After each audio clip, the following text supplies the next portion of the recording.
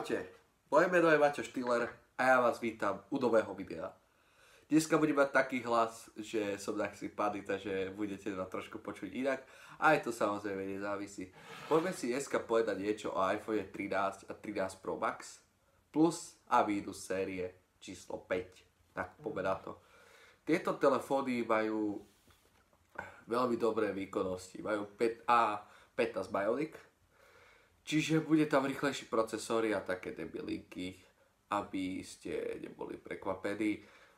Potom taktiež majú 12 megapixelový foťák, čo už je také trošku kvalitnejšie, aby sme nedostali tak trošku pozadu, ale je to proste nádherné, čo sa týka tohto tu celého. Je to kvalitné, proste milujem také veci.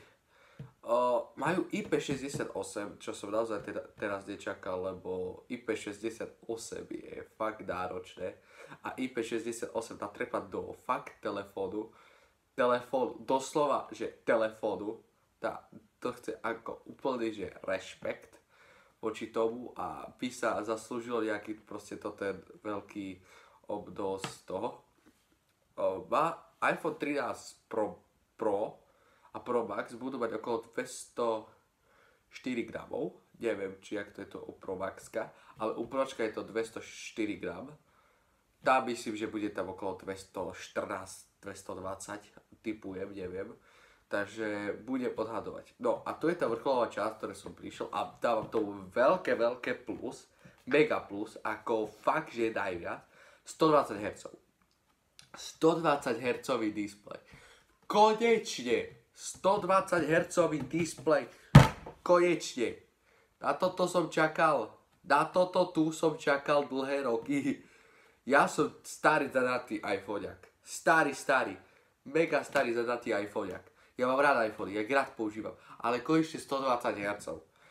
Pri 15 iPhonech 15 plus 15 Pro a 15 Pro Max sme konečne povedali, že tam je USB-C. Sme si povedali plus. Pri plusoch u iPhonech 14 je veľkosti a iné zmeny. Teraz tu je 120 Hz. Vlastne teraz vám hovorím, že od 13 je vlastne 120 Hz, ale od Pročiek. Normálne 13 od 13 mini a 13 majú iba 16 Hz. Proste, chápete, nadrbali to všetko do Pročiek. Takže tu také nič je, má tam nejakých 3000 mAh, čiže uznávam, je to veľmi dobré, vydrží to 2-3 dní používania, podľa toho, ako to budete náravne používať. Len keďže je tam podpora aj MagSafeu, tak môžete nabíjať bezdrôtovým nabíjaním až 20 W. K tomu minusu sa ešte dostanem, ale je to také, lepšie. Poďme si teraz povedať minusy.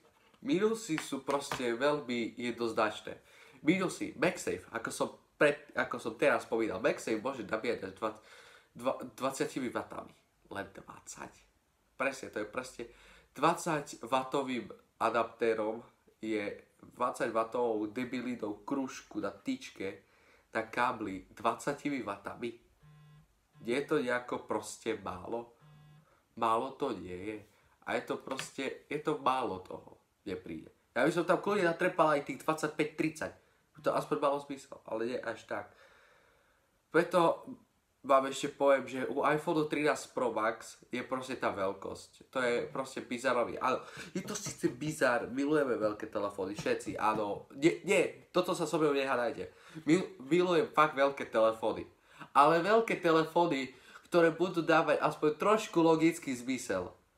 Veľké telefóny, napríklad u Xiaomičok to chápem, lebo tam 5000 mAh baterka u niektorých.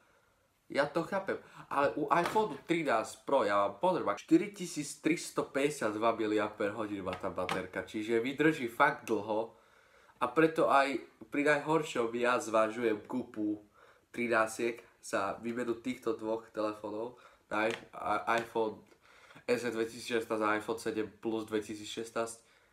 Keďže by to bola rapidná zmena, by som bol veľmi šťastný, keby sa to tak udialo. Za mňa sa to vyplatí rozhodne, lebo tieto telefóny majú viac, čo si zažiadaj. Ja dúfam, že vám toto videjko páčilo, pokiaľ áno, tak dajte odber a zvonček, follow a srdiečko. Ja sa teším na ďalšieho pekného kvalitného videjka.